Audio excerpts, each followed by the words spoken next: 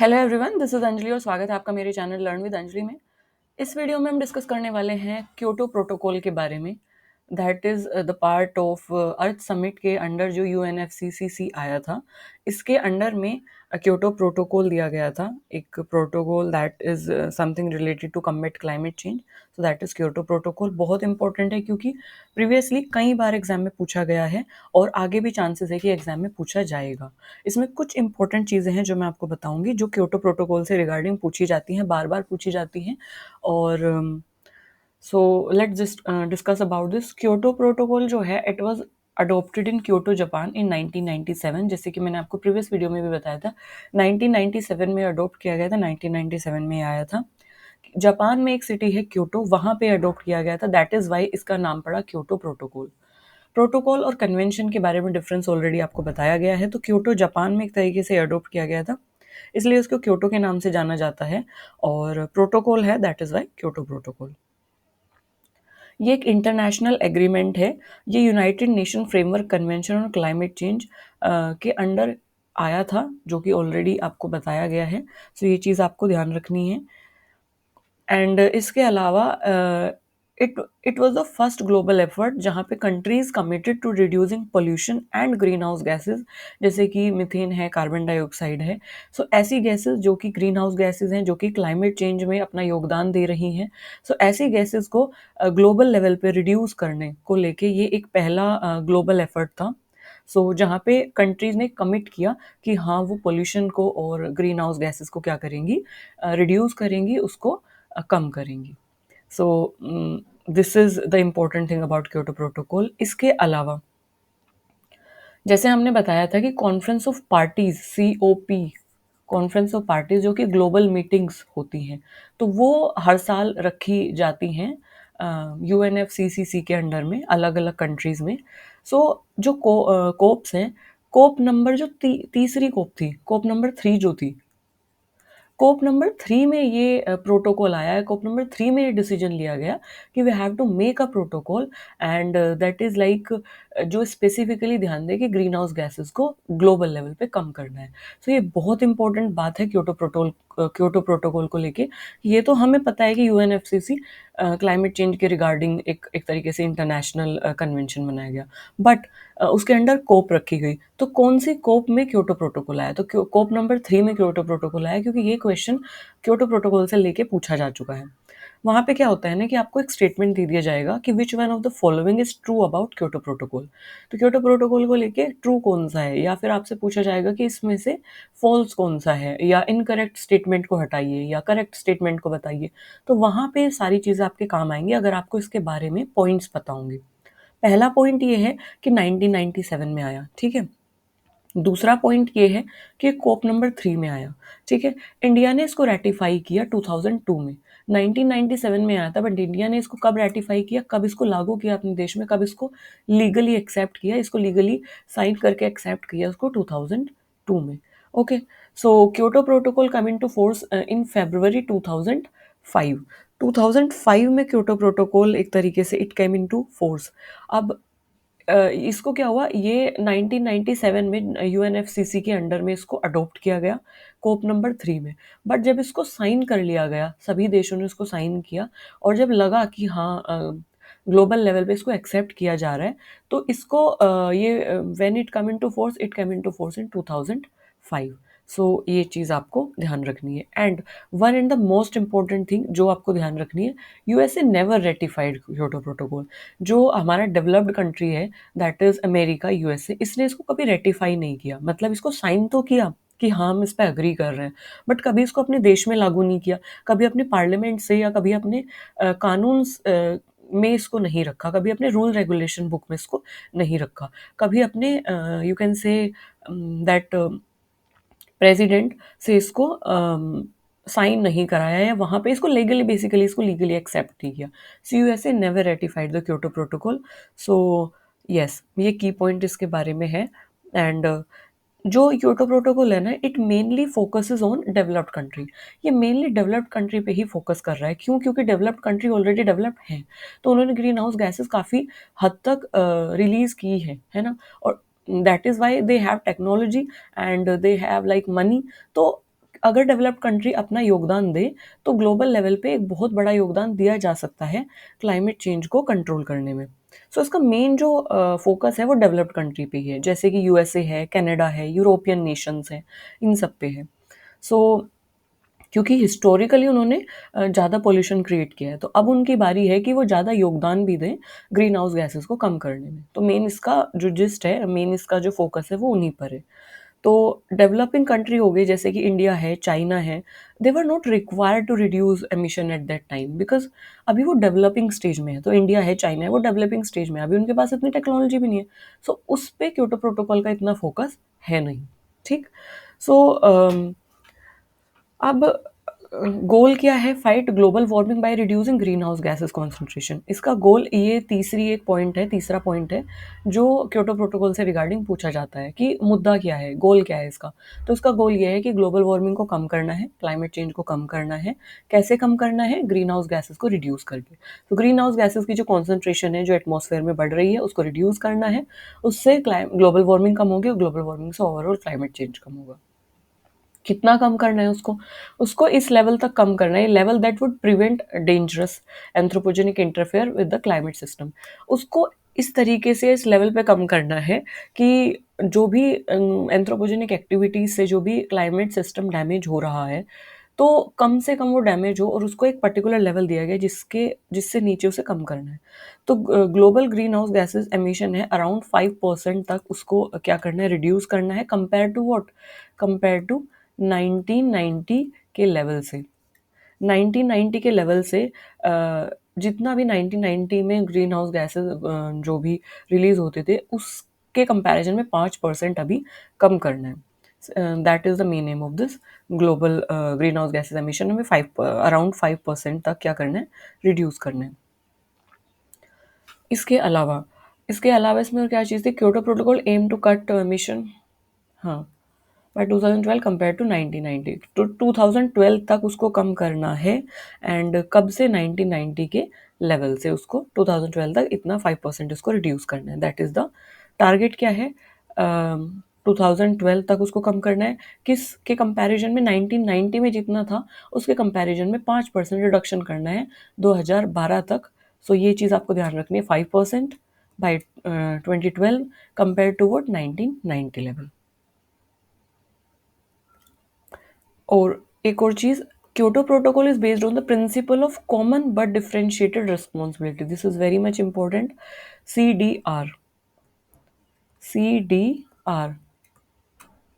So that is that is something that is related to Kyoto protocol जो based है इस principal पे based है, कॉमन बट डिफरेंशिएटेड रिस्पॉन्सिबिलिटी। मतलब कि जो रिस्पॉन्सिबिलिटी है वो बटेंगी, सब में बटेंगी। मतलब इस तरीके से कि जो डेवलप्ड कंट्री हैं वो ज़्यादा ग्रीन हाउस गैसेस को कम करेंगे, जो डेवलपिंग कंट्री है उनको थोड़ा सा रिलैक्सेशन मिली हुई है, जो अंडर डेवलप्ड कंट्री है उनको थोड़ी और रिलैक्सेशन मिली हुई है। मतलब कि कॉमन बट डिफरेंशिएटेड रिस्पॉन्सिबिलिटी, कि हमारा जो गोल है वो कॉमन है। हमारा सबका गोल क्या रहेगा? कि हमें ग्रीन हाउस गैसेस को कम करना है, GHGs को क्या करना है? कम करना है। ग्लोबल टेम्परेचर को क्या करना है? उसको उसका लेवल डाउन करना है। हमारा जो गोल है वो तो एक ही रहेगा, लेकिन हमारी जो रिस्पॉन्सिबिलिटीज़ है वो कहीं ना कहीं क्या हो जाएंगी? बट जाएंगी। क्योंकि जो डेवलप्ड कंट्री है उनके पास रिसोर्सेज भी है, पैसा भी है, और उन्होंने पोल्यूशन ज़्यादा क्रिएट किया, तो अब उनकी रिस्पॉन्सिबिलिटी हम बढ़ा देंगे। अंडर डेवलप्ड कंट्रीज जो है उनके पास पैसा उतना नहीं है, मैन पावर उतनी नहीं है, तो उनके पास रिस्पॉन्सिबिलिटी भी कम हो जाएगी। बट मेन गोल तो सबका एक ही है ना। सो that is what this line is saying. So countries were given limited caps on how much pollution they could produce. So उनको एक कैप्स प्रोवाइड किए गए हैं कि कितना पोल्यूशन वो क्या कर सकती हैं? रिलीज कर सकती हैं। एंड अगर country produces less pollution, it could sell it extra allowance to another country that was struggling to meet it limit. So basically उनको ना एक तरीके से ये कार्बन क्रेडिट्स मिलते हैं। सो जो कि उन्हें हेल्प करते हैं कि इस तरीके से वो ग्लोबल पोल्यूशन को क्या कर सकते हैं? रिड्यूस कर सकते हैं। Kyoto protocol is the only global treaty with binding limits on GHG emission. ये और इम्पोर्टेंट बात बोली गई है कि क्योटो प्रोटोकॉल एक ऐसी ग्लोबल ट्रीटी है, जैसे मैंने ऊपर भी आपको बताया था कि क्योटो प्रोटोकॉल जो है वो यहाँ पे जैसे दिया गया था So Kyoto Protocol is that only you can say protocol जो कि स्पेसिफिकली ग्रीन हाउस गैसेस को लेके एक तरीके से लीगली जो डिफरेंट डिफरेंट कंट्री हैं उन पे लीगली कोई एक्शन लेता है, ये लीगली बाइंडिंग कहीं ना कहीं प्रोटोकॉल हो जाता है. सो क्योटो प्रोटोकॉल एक ग्लोबल ट्रीटी है with binding limits on GHG emission की जो ग्रीन हाउस गैसेज एमिशन हो रहा है. सो कुछ इन्होंने लिमिट सेट की हुई हैं, कुछ लिमिट सेट की हुई हैं. ग्लोबल ट्रीटी है और एक लिमिट सेट इन्होंने की हुई है, एक लीगल बाउंडेशन इन्होंने कहीं ना कहीं सेट कर दी है. सो ये सब चीज़ें हेल्प करती हैं कि जो ग्रीन हाउस गैसेज एमिशन है और जो एक्शन है वो एक सही तरीके से लिया जाए. So this was the first global effort where countries committed to reducing. तो इसीलिए मैंने आपको बोला था कि एक ऐसा पहला ग्लोबल एफर्ट है जहाँ पे सभी कंट्री, ऑलमोस्ट सभी कंट्री वो एग्री कर रही हैं कि we have to reduce the green house gases and we have to combat the climate change. तो उसका कारण यही है क्योंकि क्योटो प्रोटोकॉल जो है वो एक ग्लोबल ट्रीटी है with binding limits on GHG emission. Kyoto protocol का जो टारगेट है वो जैसे मैंने आपको बताया कि ग्रीन हाउस गैसेस को कम करने को लेके है. तो अब कौन कौन सी ग्रीन हाउस गैसेस है ना, क्योंकि कुछ ऐसे ग्रीन हाउस गैसेस हैं जो जिनका ग्लोबल वार्मिंग पोटेंशियल बहुत ज़्यादा है और they are like you can say they are contributing very much in climate change. तो जब हम उनका एमिशन कम कर देंगे तो कहीं ना कहीं क्लाइमेट चेंज अपने आप ही क्या हो जाएगा, रिड्यूस हो जाएगा, या हम उनका ऑल्टरनेटिव अगर सेट कर देते हैं, उनका ऑल्टरनेटिव लेके आ जाते हैं. सो क्योटो प्रोटोकॉल के अंडर में जो ग्रीन हाउस गैसेज है ये भी बहुत इंपॉर्टेंट है क्योंकि वहाँ पे गैसेज के नाम दे दिए जाते हैं और आपसे पूछा जाता है कि इसमें से कौन सी क्योटो प्रोटोकॉल के अंदर नहीं आती है. सो पहली है कार्बन डाइऑक्साइड, दूसरी है मीथेन, नाइट्रस ऑक्साइड, फॉर्मूला भी याद रखेंगे क्योंकि ज़रूरी नहीं है आपको नाम दिया जाए. N2O is nitrous oxide, sulphur hexafluoride SF6, group of hydrofluorocarbons HCF और group of perfluorocarbons PCF. So ये कुछ गैसेज हैं 1 2 3 4 5 6. There are 6 gases under Kyoto protocol जिनका एमिशन, जिन पे टारगेट किया गया कि इनका एमिशन हमें क्या करना है, रोकना है. मैंने आपको एक और चीज़ बताई थी कि कंट्रीज़ को कार्बन क्रेडिट दिए गए हैं. कार्बन क्रेडिट दिए गए हैं ताकि कंट्रीज़ जो है जीएचजी के एमिशन को कम कर सकें और क्लाइमेट चेंज से फाइट कर सकें, उसको भी कम्बैट कर सकें. तो what is this carbon credit? So carbon credit क्या है क्योटो प्रोटोकॉल के under? A carbon credit, often called a carbon offset, and it is a tradable certificate or a permit. One carbon credit is equals to 1 ton of carbon dioxide. मान लीजिए कि किसी country को एक carbon credit मिला हुआ है, तो एक कार्बन क्रेडिट का मतलब है कि वो 1 टन कार्बन डाइऑक्साइड रिलीज कर सकती है. समझे? तो एक कार्बन क्रेडिट का मतलब है 1 टन ऑफ कार्बन डाइऑक्साइड. ठीक है, कार्बन डाइऑक्साइड के कंपैरिजन में हमने इसको क्या किया है, मेजर किया है. सो 1 टन कार्बन डाइऑक्साइड का मतलब है कि एक carbon credit. Carbon credit are a part of attempts to mitigate the growth in concentration of GHGs. तो कार्बन क्रेडिट से हम क्या करते हैं, हम देखते हैं कि जीएचजी की कॉन्सेंट्रेशन जो है वो कितना रिलीज हो रही है. क्योंकि अगर आपको ध्यान होगा जब हमने ग्रीन हाउस गैसेस पढ़ी थी तो ग्रीन हाउस गैसेस को भी हम कैसे मेजर करते थे, हम ग्रीन हाउस गैसेस के पोटेंशियल को मेजर करते थे कार्बन डाइऑक्साइड के रेफरेंस में. कार्बन डाइऑक्साइड का जो ग्लोबल वार्मिंग पोटेंशियल था GWP था, वो था 1. तो हम इसके रेफरेंस में उसको मेजर करते थे.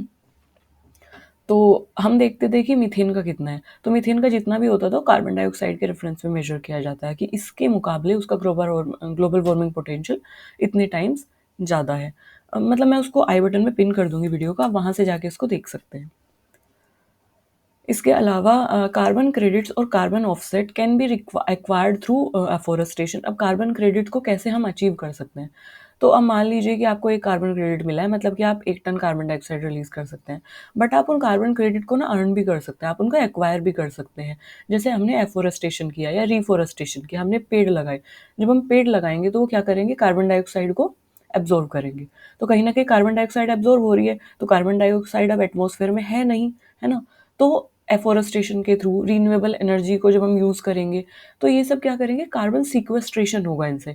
जब कार्बन सीक्वेस्ट्रेशन होगा, मीथेन कैप्चर होगी. सो इससे क्या होगा कि ग्लोबल लेवल पे यू कैन से कि एटमॉस्फेयर में ग्रीन हाउस गैसेज नहीं रहेंगी, तो कहीं ना कहीं we can earn the carbon credit buying from an exchange carbon credit trading. Carbon trading is the name given to exchange of emission permit. तो कार्बन ट्रेडिंग जो है that is a name that is given to exchange of that emission permit.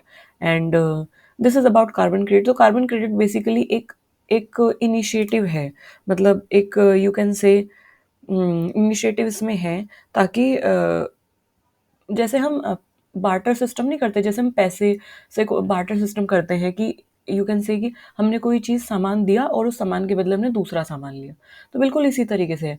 और एक जैसे कि हम कोई सामान खरीदते हैं, हम पैसों से खरीदते हैं, तो इसको इस टर्म्स में हमने इसको सेट कर दिया है कि सिंपल टर्म्स में कि एक परमिशन स्लिप टाइप का है that will allow a company, that will allow a country to emit a certain amount of carbon dioxide. क्योंकि हमें पता है कि कार्बन डाइऑक्साइड है, ग्रीन हाउस गैस है, ज़्यादा अमाउंट में रिलीज करेंगे तो पता ही नहीं चलेगा कि किस कंट्री ने कितना कर दिया. तो हमने एक परमिशन स्लिप टाइप का सेट कर दिया है कंपनीज के लिए, इंडस्ट्रीज के लिए, कंट्रीज के लिए, ताकि वो उन्हें एक तरीके से अलाउ करेगा to emit a certain amount of carbon dioxide और other greenhouse gases basically. And if they produce less pollution they can sell their extra credit. तो अगर वो कम pollution create करते हैं तो उनके पास कार्बन क्रेडिट बच जाएंगे. जब कार्बन क्रेडिट उनके पास बच जाएंगे तो उसको सेल कर सकते हैं, दूसरे कंट्री को बेच सकते हैं. So they can sell their extra credit to other countries, to other like companies who can emitting more than their limit. अब मान लीजिए कोई ए कंट्री है और एक बी कंट्री है, या ए कंपनी है या बी कंपनी है, तो इसके पास कार्बन क्रेडिट ज़्यादा है, ये उतना कार्बन डाइऑक्साइड एमिशन नहीं कर रही है, तो ये अपने कार्बन क्रेडिट को बी कंपनी को बेच देगी जो कि ज़्यादा कार्बन डाइऑक्साइड एमिट कर रही है. तो इससे क्या होगा कि कार्बन डाइऑक्साइड को हम मेजर कर सकते हैं, या हम एक तरीके से पता लगा सकते हैं कितना एमिशन हो रहा है, किस कंट्री से, किस देश से, किस कंपनी से कितना एमिशन हो रहा है. और we can keep a check कि क्या लेवल है ग्रीन हाउस गैस का, है ना. तो इस तरीके से तो बेसिकली ये काम कैसे करता है कार्बन क्रेडिट का जो सिस्टम है. सेटिंग अ लिमिट, एक लिमिट सेट होती है जिसको कैप बोला जाता है. तो गवर्नमेंट या इंटरनेशनल ऑर्गेनाइजेशन क्या करती है वो एक लिमिट सेट करती है जिसको कैप बोला जाता है. जैसे कि हमने ऊपर भी बात की, कैप की हमने बात की थी. सो यस, कहाँ पे हमने बात की थी, यहाँ पे हमने कहीं कैप से रिगार्डिंग कुछ डिस्कस किया था. सो यस, तो गवर्नमेंट एक लिमिट सेट करती है जिसको क्या बोला जाता है, जिसको बोला जाता है limit that is known as cap. And cap is something कि कितना जो पोल्यूशन है कोई इंडस्ट्री, कोई कंपनी, कोई कंट्री रिलीज कर सकती है. सो that is the main M. Second आता है कि कार्बन क्रेडिट को अर्न करना है. So if a company reduce emission, अगर कोई कंपनी अपना एमिशन रिड्यूस कर रही है, कैसे एमिशन रिड्यूस करेगी, एफोरेस्टेशन करके, रीन्यूएबल एनर्जी का यूज़ करके, कार्बन सिक्वेस्ट्रेशन करके, मीथेन कैप्चर करके. सो इन सारी चीज़ों से अगर वो क्या कर रही है, एमिशन को रिड्यूस कर रही है, तो अगर वो एमिशन को रिड्यूस कर रही है तो it gets carbon credit as reward. तो उसको रिवॉर्ड के रूप में क्या मिलेंगे, कार्बन क्रेडिट्स मिलेंगे. ठीक. अब जब उसको कार्बन क्रेडिट मिलेंगे तो अब उसको वो क्या कर सकती है, बाय कर सकती है, कार्बन क्रेडिट को सेल कर सकती है. तो अब वो कंपनी दैट प्रोड्यूस मोर, अब कोई ऐसी कंपनी है जो कि, या कोई ऐसा कंट्री है जो कि ज़्यादा एक तरीके से पॉल्यूशन क्रिएट कर रहा है, तो अब ये जो कंपनी है जिसने कि कम पॉल्यूशन क्रिएट किया है, इसके पास कार्बन क्रेडिट है ना, क्योंकि हम सारी कंपनी, सारी कंट्रीज को कार्बन क्रेडिट दे के ही तो एक तरीके से जीएचजी एमिशन को मेजर कर रहे हैं ना. सो अब ये जो कंपनी है, ये जो कंट्री है, हम इसे कंपनी लेवल पे भी बात कर रहे हैं, कंट्री लेवल पे भी बात करें. I hope I am able to make you understand this concept. Please इसको ध्यान से समझिएगा. सो अब ये जो कंपनी है, ये जो कंट्री है जो कि ज़्यादा पोल्यूशन क्रिएट कर रही है ना, सो अब वो कंपनी क्या करेगी, वो कार्बन क्रेडिट बाय करेगी. अब कार्बन क्रेडिट सेल कौन करेगा, वो कंपनी सेल करेगी या वो कंट्री सेल करेगी जिसने कि अपने कार्बन क्रेडिट को बचा के रखा है. कैसे बचा के रखा है कि इसने एमिशन को रिड्यूस किया है अपने, मीथेन कैप्चर करके, CO2 सिक्वेस्ट्रेशन से, एफोरेस्टेशन से, रीन्यूएबल एनर्जी से. सो इस तरीके से इसने अपने कार्बन एमिशन को कम किया हुआ है, तो इसके पास क्रेडिट बचे हुए हैं, तो अब अपने क्रेडिट को सेल कर सकती है उन कंपनी को या उन कंट्री को जिन्होंने ज़्यादा पोल्यूशन क्रिएट किया है. So, like a company that pollute more can buy these credit from the companies that have extra, creating a carbon market. So एक कार्बन मार्केट क्रिएट करके बाइंग और सेलिंग हो सकता है कार्बन क्रेडिट का. And remember, one carbon credit is equal to 1 ton of carbon dioxide. So yes, this is the overall gist of this thing. मैं एक बार इसको ईजी लैंग्वेज में एक एग्जाम्पल के थ्रू वापस से एक्सप्लेन कर देती हूँ, क्योंकि मुझे लगता है थोड़ा सा लेंदी एंड थोड़ा सा कंफ्यूजिंग हो गया. मान लीजिए एक फैक्ट्री है and it is allowed to emit 100 ton of CO2 per year. So 100 ton of CO2 per year उसको अलाउ किया गया है कि वो क्या करेगी, एमिट करेगी, है ना. So if it is reduce its emission to 90 ton, अगर वो अपने एमिशन जो है 90 टन रिड्यूस कर रही है, मतलब कि वो एक साल में, जैसे कि उसको पर ईयर जो है, पर ईयर एक तरीके से 100 टन कार्बन एमिशन की उसको परमिशन दी गई थी कि 100 टन आप पर ईयर में कर सकते हो. लेकिन वो जो है due to some means by like taking some measures, वो 90 टन ही क्या कर रही है, एमिशन को रिलीज कर रही है. इसके अलावा वो एमिशन को मतलब कैसे इस तरीके से उसको कंट्रोल कर रही है, मिथेन कैप्चर करके, एफोरेस्टेशन करके, CO2 सीक्वेस्ट्रेशन के थ्रू, रिन्यूएबल एनर्जी के थ्रू. तो इन सारी चीज़ों के थ्रू ओवरऑल जो उसका एमिशन है वो कहीं ना कहीं कम हो जा रहा है. तो एटमॉस्फेयर में उसका जो एमिशन हो रहा है पर ईयर वो 90 ही हो रहा है, 90 टन ही हो रहा है ना. अब इसको ध्यान से समझिए. अब जब 90 टन हो रहा है मतलब 10 टन कम हो रहा है, क्योंकि 100 टन की उसके पास लिमिट थी, बट वो 90 ही रिलीज कर रही है कोई भी फैक्ट्री. तो अब कहीं ना कहीं उसके पास क्या है, उसके पास 10 कार्बन क्रेडिट बच गए हैं, है ना. उसके पास 10 कार्बन क्रेडिट क्या हो गए हैं, बच गए हैं. तो अपने 10 कार्बन क्रेडिट को क्या कर सकती है, सेल कर सकती है, उनको बेच सकती है. अब कोई मान लीजिए दूसरी फैक्ट्री है. अब दूसरी जो फैक्ट्री है उसके पास भी उसकी भी एक लिमिट सेट की गई थी कि एक ईयर में वो 100 टन CO2 एमिट कर सकती है. बट वो जो फैक्ट्री है वो कितना टन CO2 एमिट कर रही है, वो कर रही है 100 टन CO2 एमिट कर रही है. तो अब वो 10 ज़्यादा कर रही है ना. तो अब ये क्या करेगी, उसको कम्बेट कैसे करेगी, उसको एक तरीके से मतलब लीगली उसको किस तरीके से इसको जस्टिफाई करेगी. तो अब ये जो बी कंपनी है ये 10 क्रेडिट ले सकती है, किससे ले सकती है, उस कंपनी से जितने 10 क्रेडिट बचा रखे थे अपने. तो ये क्या करेगी, जो 10 क्रेडिट वाली है जो कंपनी ए कंपनी है उससे 10 क्रेडिट क्या कर लेगी, ले लेगी. So this company B can buy 10 credit and stay within the limit. तो ये 10 क्रेडिट बाय कर सकती है और जो लिमिट सेट हुई थी लिमिट के अंडर रह सकती है. मतलब इसके पास अगर इसने 110 टन CO2 एमिट किया भी है तो इसके पास 10 कार्बन क्रेडिट एक्स्ट्रा भी है कहीं ना कहीं, है ना. तो ये कार्बन क्रेडिट को क्या कर सकती है, बाय कर सकती है from company A. And this is how it can stay in the limit. So yes, I hope आपको ओवरऑल इस एग्जाम्पल के थ्रू क्लियर हुई होंगी चीज़ें. अब ये इंपॉर्टेंट क्यों है, ये इंपॉर्टेंट इसलिए है बिकॉज ये एनकरेज करता है किसी भी कंट्री को, किसी भी कंपनी को कि वो लेस पॉल्यूशन क्रिएट करे, because they can earn money and they can sell the credit. अब क्रेडिट ऐसा नहीं है कि हम चलो ठीक है आप हमारे दोस्त हम क्रेडिट आपको दे देंगे, नहीं. क्रेडिट तब दिए जाते हैं, पैसे लिए जाते हैं, मतलब मनी के थ्रू उसको बाय किया जाता है. बिकॉज अब कंट्री ए अगर वो 10 क्रेडिट बेच रही है कंट्री बी को, तो कंट्री बी से वो पैसे लेगी. अब कंट्री बी क्यों चाहेगी कि वो अपने पैसे किसी को दे, तो इसलिए वो खुद से ही क्या करेगी, कोशिश करेगी कि वो उसे कार्बन क्रेडिट किसी से ना लेने पड़े. It is just like that कि जब हम कोई सामान लेने जाते हैं तो हमें फ्री में नहीं मिलता, हमें उसके बदले पैसे देने होते हैं, है ना.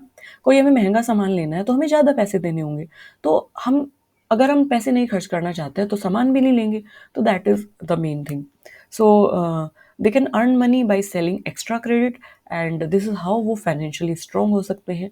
तो दूसरी कंट्री या दूसरी कंपनी क्यों चाहेगी, तो इसलिए वो क्या करती है, अपना ही पोल्यूशन लेवल कम करने की कोशिश करती है.